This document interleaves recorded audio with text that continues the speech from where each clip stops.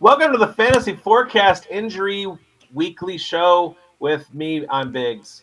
Also, Grindberg is here, and our physio, our in residence, in-house physio. It's Marcus Galie, our compadre from the Undroppables. How are we doing this week, you guys? Not a lot of injury news, except for all of them. It all is Yeah, there. all is there. Totally. It's hard to keep up, and people are popping up left and right. People are getting added and subtracted from the injury report. So uh, again, hard to keep track of, but I feel like between the three of us, we get a do a pretty good job of trying to grab everyone of importance. You know, not like A.T. Perry that bigz brought up a couple weeks ago. The Who the, got the cut, pro by the way? Yeah, the got yeah. The problem is that these guys are getting reported as an injury, and then all of a sudden, like the outlook is, oh, he could serve on the IR, and next thing you know, he's practicing like Michael Pittman did today, yeah, and we're right. we have no real indication of what really is happening out there. So we're gonna give it our best. There's a lot of buys as well this week, so if you couple that with injuries, the starts and shit show was Well pretty said, shitty, if Mike. you know what I mean. Because it was just start everybody because there's nobody left in your roster. So let's get into this game action here, and we're gonna start with the early game, and that is the London game where the Jags and the Bears are facing off against each other, and no real big injuries here to report that I can see based off of the news at this stage. So let's move on to Bucks and Saints. Bucks and Saints. I'm looking down the list here, and we got Mike Couple of Evans. critical injuries.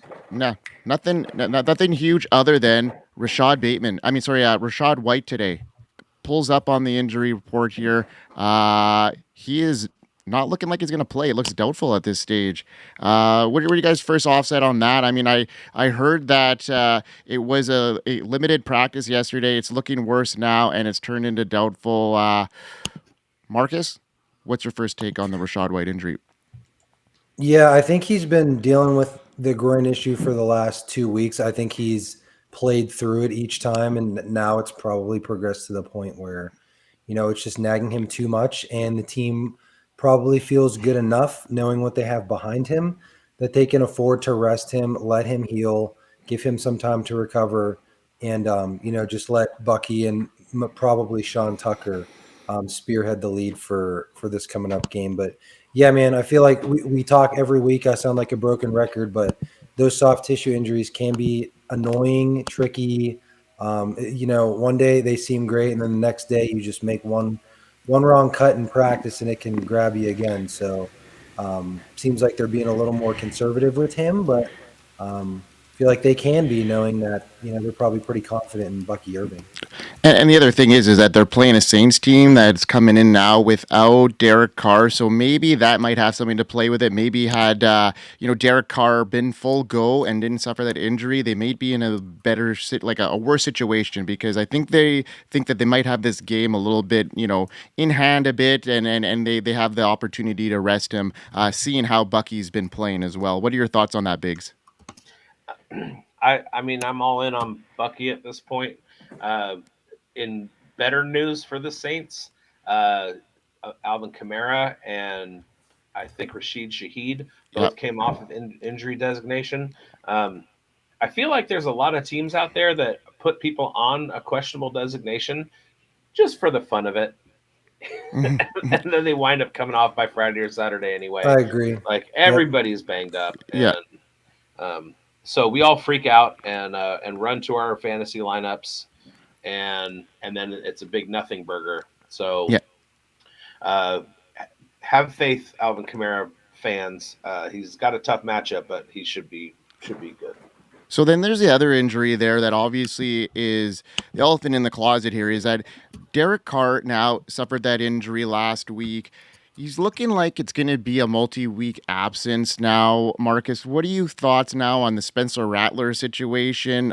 Is he going to be able to elevate any of these guys? And then what's your initial intake of that Derek Carr injury as well? Is this going to be something that you're worried about maybe potentially getting an IR stint? Yeah, so to start off with Rattler, super talented player coming out of what was Oklahoma and then South Carolina. He has a lot of arm talent, but again, these mid-round rookies, I think he was a fourth-round pick, Yep, correct? Third round, fourth round. fourth. Yeah, you never really know what you're going to get. He looked decent in the preseason, but when you get thrown in there in the fire against NFL starting caliber defenses, it could look really good. It could look really bad. So I think just the fear of the unknown. We're not really sure what we're going to get. As someone who owns Rashid Shaheed in numerous leagues, I'm a little bit nervous that he's going to be able to Very. support some of those pass catching weapons there. On the flip side, to talk about Carr, it seemed like he got hurt on that. I think it was a fourth down. He got hit pretty hard right in the side. They're calling it an oblique injury. Um, not super clear on, whether it's like a more of a muscle pull or more of a contusion. To me, Hmm. just watching it live, seemed like he got hit pretty hard right in his oblique. So, if it's a bruise, almost like a hip pointer, that could shorten his timeout. But if it's truly like an oblique soft tissue injury, again, sound like a broken record, but those can linger 2, 3, 4 weeks. IR, I'm not sure about yet. Would need to get more information from the team on what exactly is ailing him. This is the second oblique injury to Derek Carr in the last 2 years. I've been watching the man for 10 years. I've been watching him play quarterback for 10 years. And if there's one thing about him, if it's not broken, he will be back. Last year, he had an oblique injury, and everybody thought he would be out for 2 to 3 weeks, and he came back the following Sunday. Um, before he like got his back broken, but still, Yeah. uh, I don't see it as a long term thing for him.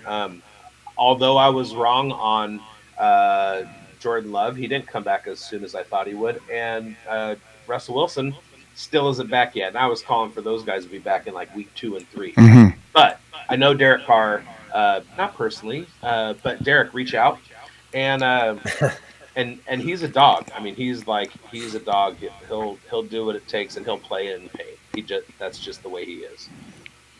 Now, moving on to another game here, and this one is the Colts. They've got a lot of injuries. I think their whole starting unit has an injury designation from Anthony Richardson to Jonathan Taylor, who's been ruled out. Now, there was skepticism of Pitt. I had a hard time saying that one, Biggs. Can you say it for me? Skepticism. Boom. Skepticism. There you go. Yeah, you had to say it so I could spit it out. About that whole situation there with the Colts, and now we got Pittman, who was supposed to go in the IR, and now he actually practiced today. Josh Downs. So that whole situation in Indianapolis is cloudy. What's your gathering take on the whole situation there? Flacco, the whole offense. Well, Pittman's going to play. Yeah. Unfortunately, he has the worst matchup in all fantasy football this week. So it was. I mean, he might have benefited from taking a week off. And Yeah. So you think he's going to be good to go then? Marcus, is that your opinion here? Yeah. I truly have never seen someone go from like potentially RR to logging a full practice the next day. I don't really know what to make of that. It seems like, I mean, he was full. He's probably going to try and play. I don't really know what all the hubbub was about, because usually if someone's going on IR, like they're not practicing the next day. So I don't really know. That's weird. I can't say I've ever seen that, but I agree with Biggs. It does look like he's probably going to play. It looks like Anthony Richardson is also going to play, Mm-hmm. and Jonathan Taylor is still questionable, I believe. Questionable. Yeah, Correct. at this stage, yeah. Yes. So he's still up in the air at this point. It looks doubtful from what I'm hearing, but he could have a chance to play. But Biggs, I'm going to talk about Anthony Richardson with you because it's a situation here where we've seen some success from Joe Flacco in that offense, making some of these guys very, fantasy relevant. And it's not that Richardson hasn't done that in the past, especially with a guy like Josh Downs. But what do you see this outlook here now? It's a tough matchup, like you said, coming off that injury. Are you expecting anything from this offense at all headed into this weekend? well, it could be in context. It could be a terrible matchup because people just don't need to throw the ball against Tennessee. They can just win by running it. Or Tennessee is just really really good in their defensive backfield. Um, But if I'm Shane Steichen, I'm not sold on running Anthony Richardson out there. We've seen what Joe Flacco can do. He almost beat the Jags last week. He had a huge game. He did a lot that Anthony Richardson hasn't shown himself to be able to do. But then on the other hand, you have this full draft investment in Anthony Richardson. He is the guy of the future, and if he can play, he plays. We saw his first 5 games matched almost identically with Josh Allen. I've said it on the fantasy forecast before, and I'll keep saying it. So the potential's there. The ceiling is there. What we love about him in fantasy is there. He just has yet to put it all together and stay uninjured consistently for 3 games, 5 games, 7 games, right. half a season, right? So run him out there. Okay. Marcus, on the other side of the ball, we got Will Levis, who's got that AC sprain, but he's looking like he's ready to go, and he's playing this Indianapolis Colts defense that has given up a lot of points to wide receivers. Any sort of pick? Is there anybody you could play in the wide receiver area for the Titans? Are you expecting a decent game from Calvin Ridley here? I mean, you got to think of any game to get him going. It has to be this one. Like the true outside receivers to this point in the year against the Colts, it seems like every week somebody is having a very productive matchup in terms of fantasy points. So yeah, I would bet if it's going to be a Titans receiver, this is the week that we're going to see Calvin Ridley get cooking and kind of, get off the schneid to start the year. I know been seeing some things that Tennessee fans are a little bit disappointed with his production so far after signing that 4-year, like $80 million contract or whatever it was, $90 million. He got a lot of money. But I think this is a good get back week for him. It seems like Will Levis is going to be back. So it'll be interesting to see there. The one thing I think Levis does well is throw the ball down the field. We saw him last year, really. That was where he excelled, especially that game of DeAndre Hopkins when Levis threw 3 touchdowns. D-Hop had a couple big ones down the field. I think Ridley can get loose a little bit on this Colts secondary, and perhaps you could see a splash play or 2 from him. Yeah, I agree there. I think this would be the game, if anything, that Ridley is going to have something to show. But Will Levis is a little bit banged up, and I'm not super high on him, and neither is Big. So we're nor me. Yeah. So yeah. So you mentioned his 3 touchdown game. I want to say that was his first game ever, his debut, and then it's just been downhill from there. His ceiling is like QB 19. So it's a crap show in Tennessee. I hate every DeAndre Hopkins share I have. I hate every Calvin Ridley share I have. Chigo Okonkwo has done nothing. They threw a bunch of money at Tyler Boyd and at Calvin Ridley, but it doesn't do much good when you don't have a quarterback that can get the ball to him. And the Raiders know that as well as anybody. Yeah. All right. Let's hear from our sponsor, Fantasy Sports Advice Network. Let's go. We are here. FantasySportsAdvice.com, offering the best fantasy sports social media platform. Why join endless Discord communities or the trolls of Reddit? Fantasy Sports Advice is a community designed to help you win with 24/7 support. Go to FantasySportsAdvice.com and become a pro member for unlimited access. Again, go to FantasySportsAdvice.com. There's your echo there, Mike. Echo 19. Okay, so let's move on to another game here. The Eagles and the Browns, and the Eagles are getting a lot of reinforcements back here. Devonta Smith is looking like he's playing. Same with A.J. Brown. But on the other side of the ball, Devonta Foreman is looking like he might miss this week due to injury. Yeah, exactly. But, good news for the Eagles. Good news, I'm thinking, for Jalen Hurts, who he's struggled the last couple of weeks without his 2 main weapons. What are your guys' thoughts on that Eagles offense now? I'll start with you, Marcus. With those 2 guys coming back, are they going to be hitting on all cylinders? I mean, they're 9-point favorites against the Browns here, so I could see this being a very Saquon Barkley heavy game, and also some Jalen Hurts sprinkled in there too.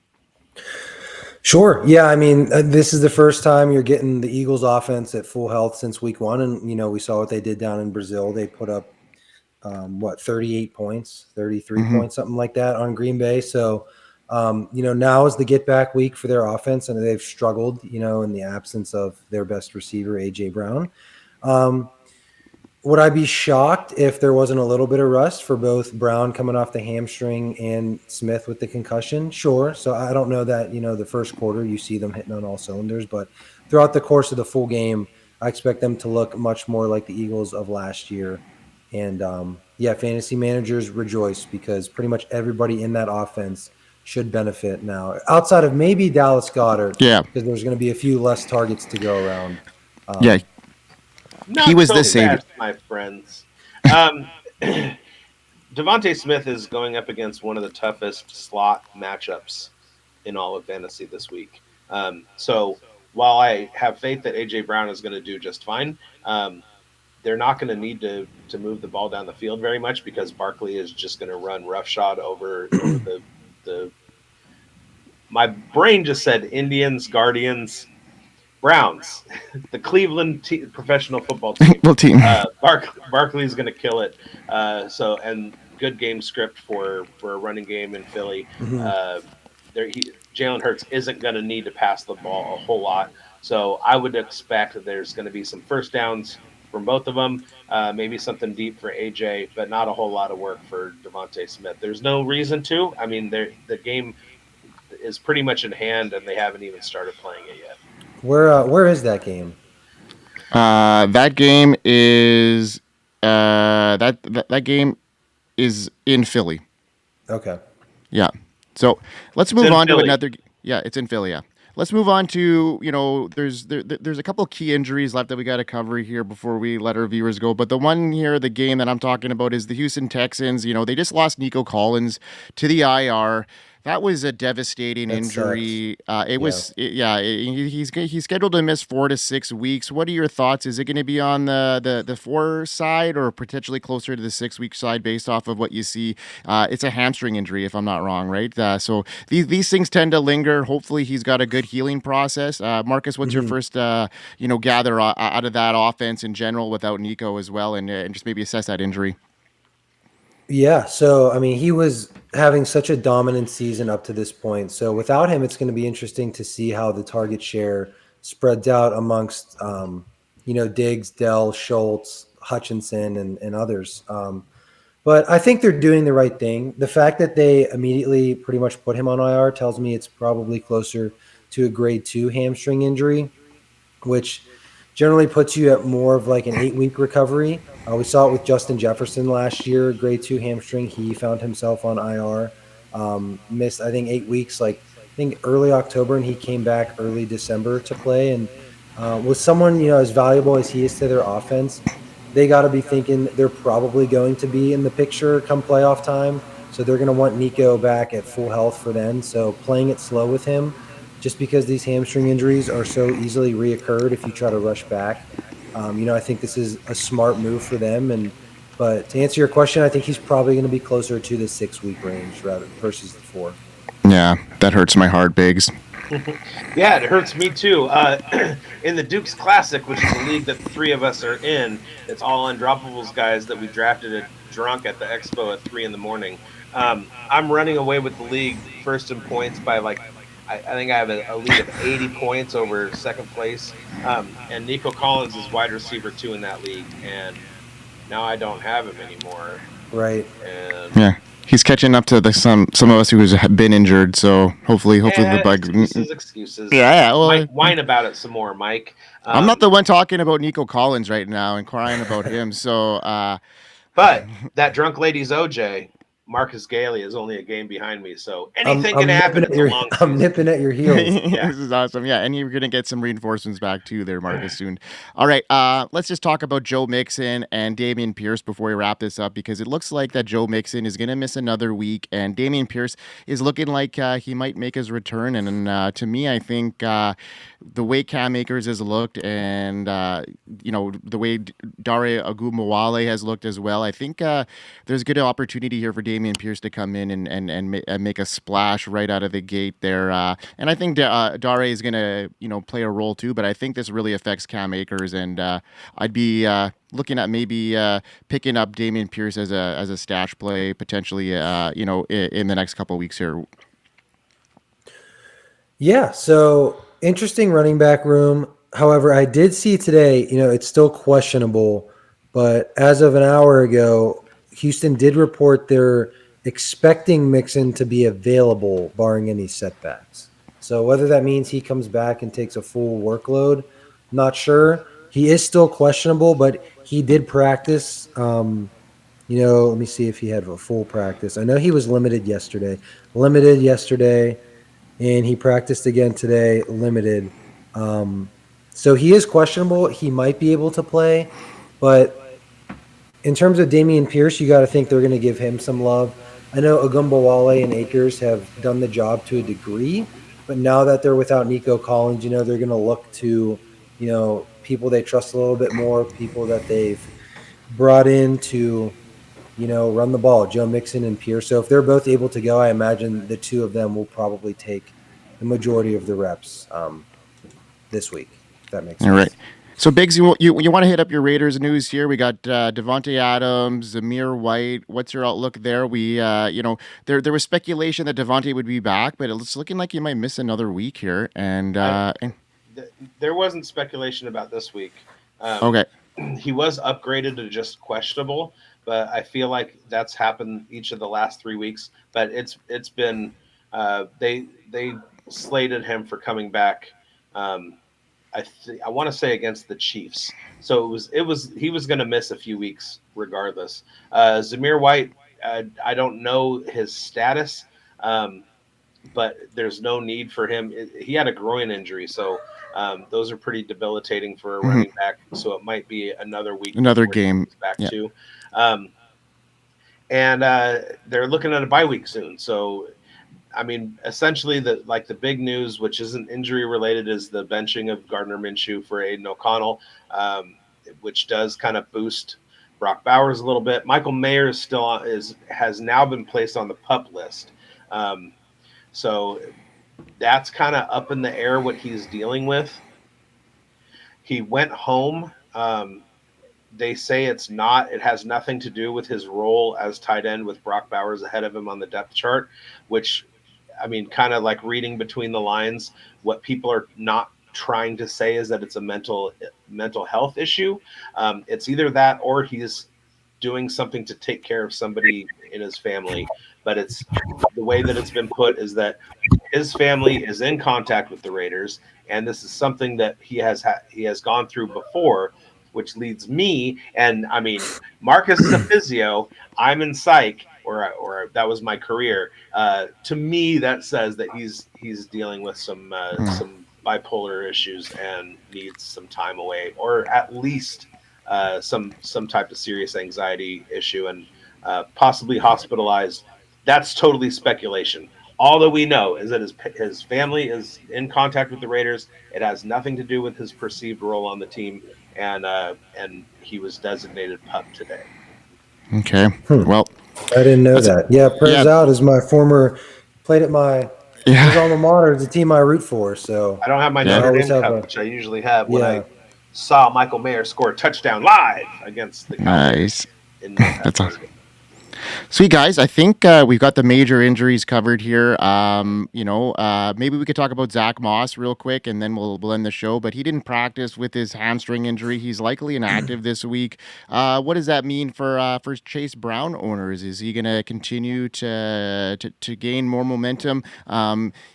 I'm not sure he's exactly built to be that workhorse. So is Travion Williams going to be a guy that we got to be considering if Moss is gone, or is this going to be the Chase Brown show? I'll start with you there, Marcus. What are your thoughts on the injury and then the outlook? Yeah, so Moss got banged up towards the end of last week. He's been limited all week. I think there's a shot he plays, but I doubt he's going to be in any kind of full capacity workload, especially with how Chase Brown has looked the last few weeks. I think he's RB7 in PPR points through the last 3 weeks, which is pretty good. He's starting to carve himself out a nice role.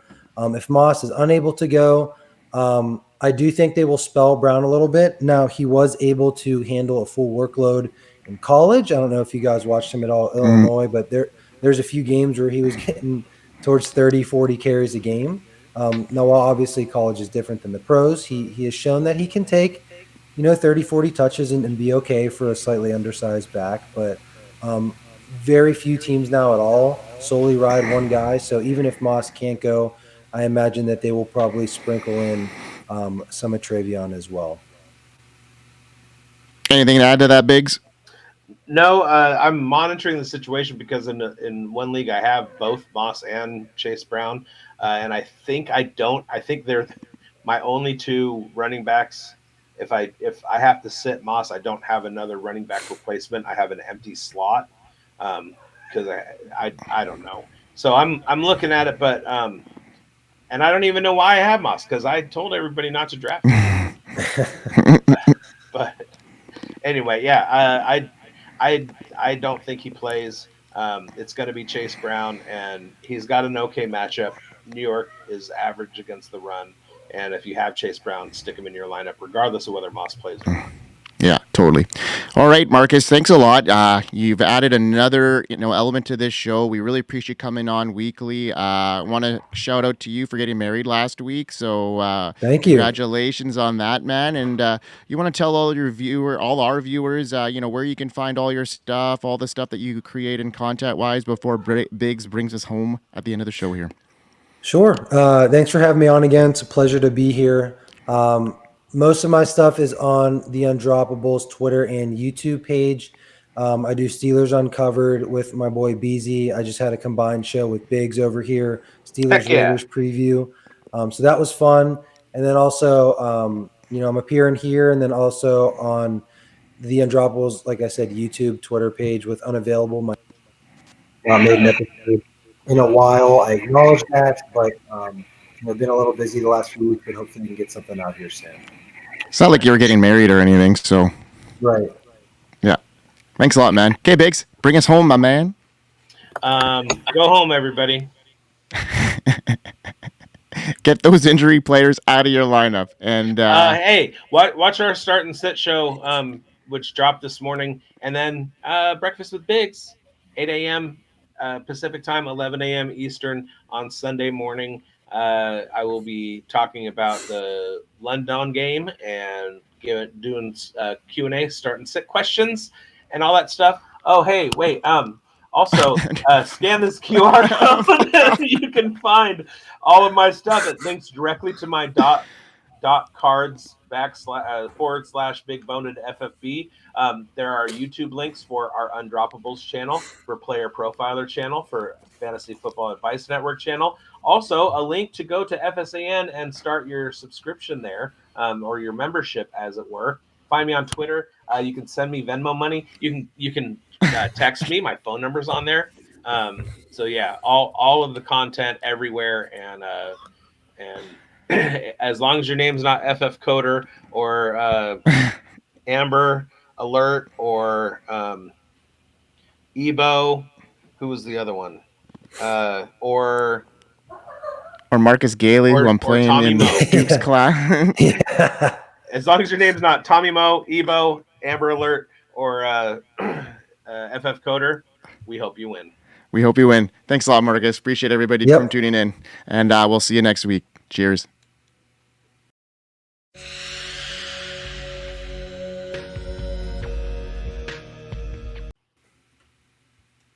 All right, boys.